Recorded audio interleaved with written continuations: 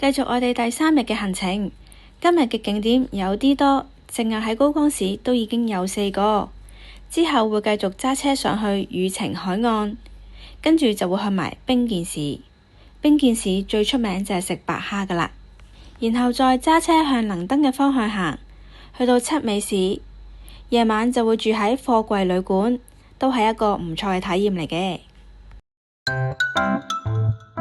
喺高崗市隨時都可以見到哆啦 A 夢電車，話晒呢度都係佢嘅故鄉啊嘛。所以除咗電車之外，當然仲有其他景點都係關於哆啦 A 夢啦。例如好似呢條散步道咁啊，都擺放住唔同嘅主要角色。雖然呢條叫做散步道，不過其實好短嘅咋，大約得50米左右。影完相可以好快去下一個景點啦。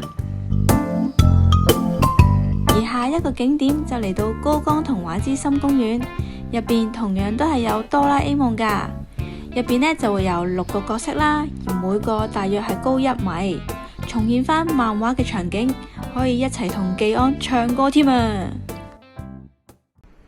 揸車15分鐘就會去到高崗大佛。高崗大佛係喺1933年建成，佢嘅前身其實係木造噶。由於已經經歷過2次大火嘅關係，當地居民最尾決定以銅鑄成大佛，避開火災再次影響。嚟到金屋町，周圍都可以聽到風鈴嘅聲音。除咗聽到風鈴聲之外，仲可以見到佢哋嘅門口全部都係用啲木製嘅格仔嚟整啲門窗嘅，所以亦都有千本格子之家嘅稱號。呢一區保留咗傳統工藝高崗銅器嘅藝術，以前嘅鑄造師都係住喺度，係高崗鑄造嘅發源地嚟噶。而家亦都有啲工房喺度，大家可以參加啲 DIY 工作坊噶。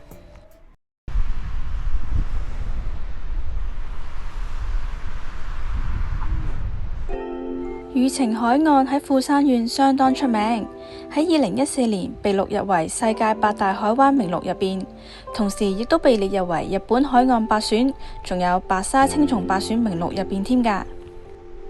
宇晴海岸出名之處係因為可以隔住個海面望到對面嘅立山連峰，當然係講緊好天嘅時候啦。而今日天氣就麻麻地啦，唯有睇住張相先啦。呢個地方其實都唔算係啲乜嘢秘境，因為交通非常之方便，就算你唔揸車，搭 JR 去到宇晴站都可以嚟到噶。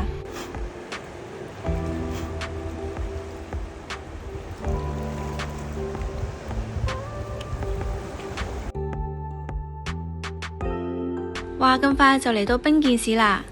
嚟到冰見記得要去以下呢幾個地方：冰見魚市場食堂啦，冰見番屋街同埋岸壁市場。因為冰見呢個地方佢係依靠住富山灣，亦都係背靠住立山連峰嘅海灣小鎮，所以呢度嘅海鮮特別出名，特別新鮮噶。由於冰見魚市場食堂需要等位，亦都唔知道等幾耐，所以我哋決定行咗番屋街先，跟住再去岸壁市場睇下嗰度有咩食。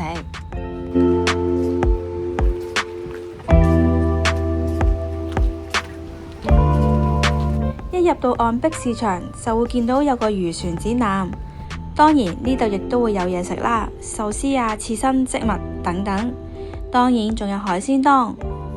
嚟到冰見記得要食埋呢個白蝦刺身啊，因為只有當地先有㗎咋，價錢雖然有啲貴，不過都好甜㗎。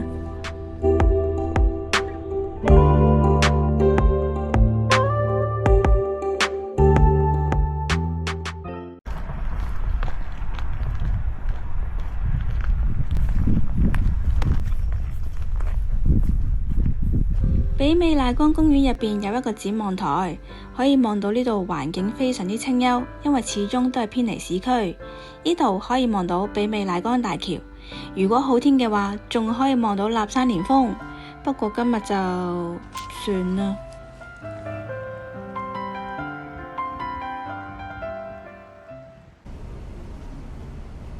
跟住我哋繼續去下一個市場，嚟到能登食祭市場。呢個市場呢，主要都係賣啲 souvenir 比較多。2樓其實都有啲餐廳嘅，印象中佢哋好似收晏晝1點鐘。如果想食，記得早啲嚟啦。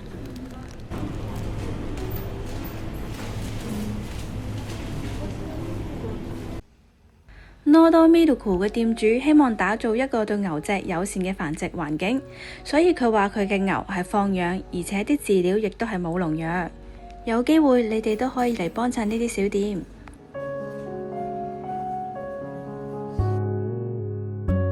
七尾市入邊有個地方叫做和倉溫泉，而和倉溫泉呢已經擁有咗1200年歷史嘅溫泉度假村嚟噶啦。而喺度假村入邊有個地方叫做湯圓廣場，喺度可以自製溏心蛋，泉水大約90度，只要將雞蛋放入指定嘅籃裏邊等15分鐘，咁就食得噶啦。老實講，嚟到七尾市已經唔多景點。如果你哋記得喺2024年1月1號，能登半島係發生過7.6級大地震，好多鋪頭同埋房屋都已經震爛咗噶啦。而家都係得返啲小店去經營。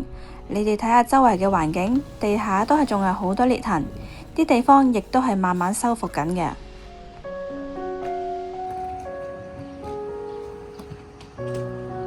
大家依家見到嘅就係我哋今晚嘅住宿嚟啦。係一個貨櫃嚟嘅。頭先都講咗啦，因為早幾年呢度地震嘅關係，所以有好多樓都已經冧咗。而當地嘅居民為咗盡快可以令到所有災民有居所，所以就整咗呢啲貨櫃嘅住宿啦。一般需要用嘅基本設施都好齊全，而旅館旁邊有一棟藍色嘅建築物，其實就係店主嘅餐廳嚟嘅，主打就係食燒蠔。不過當日就冇開，所以今晚唯有自己出去買嘢返嚟食啦。喺呢個貨櫃入邊，唯一嘅缺點就係好多草蚊啦，因為出邊有一大片稻田，而大家見到嘅只係冰山一角咋。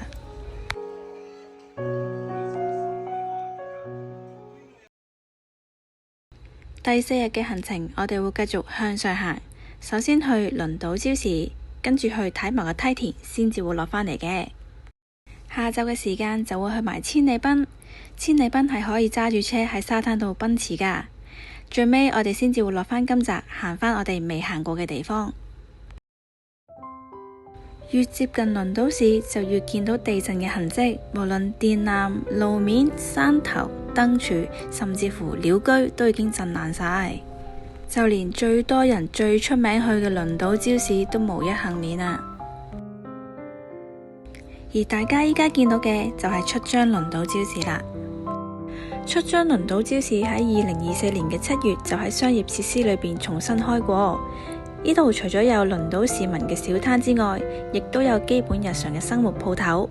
最緊要嘅係有超級市場或者係 Daiso 一啲生活用品店等等嘅。規模確實係比唔上以前噶啦，但係的確都便利咗一啲老街坊。希望真正嘅輪島朝市可以快啲復興好啦。喺出張輪島市附近有個水田叫做白米纖梅田，簡單啲嚟講，其實係一個梯田嚟嘅。由於梯田嘅環境都係比較斜，同埋啲路係比較窄，所以佢哋係唔可以用到任何機器去幫佢哋種植，一定要用人手去種噶。夜晚嘅時間呢度仲會開燈添。晏晝就去咗食燒蠔，呢度啲蠔咁出名，點會唔去試下呢？